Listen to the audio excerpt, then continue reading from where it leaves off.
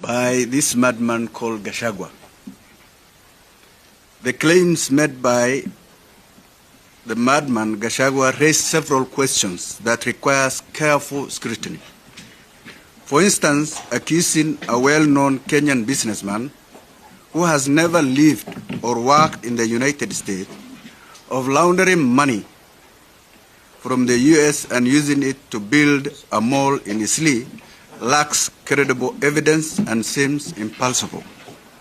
Such serious allegations need evidence rather than casual assertions in the streets and in rallies. Gachagua additionally asserted that national schools in Nairobi and the surrounding areas are exclusively for Kikuyu students, excluding others from across Kenya, and it contradicts Kenyans' inclusive education policies.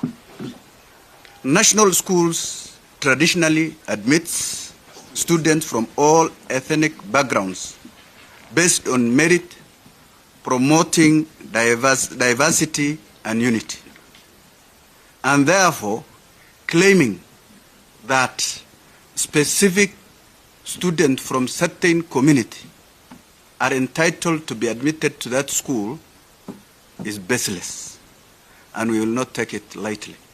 This man is fond of dividing Kenyans into ethnic and tribal lines. It is also important to emphasize that Somali Kenyans are integral part of Kenya's rich social fabric contributing to the nation's progress.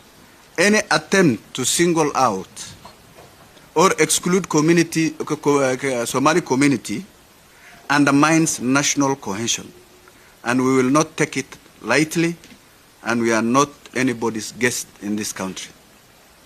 In summary, political or public figures should avoid making divisive or baseless statements.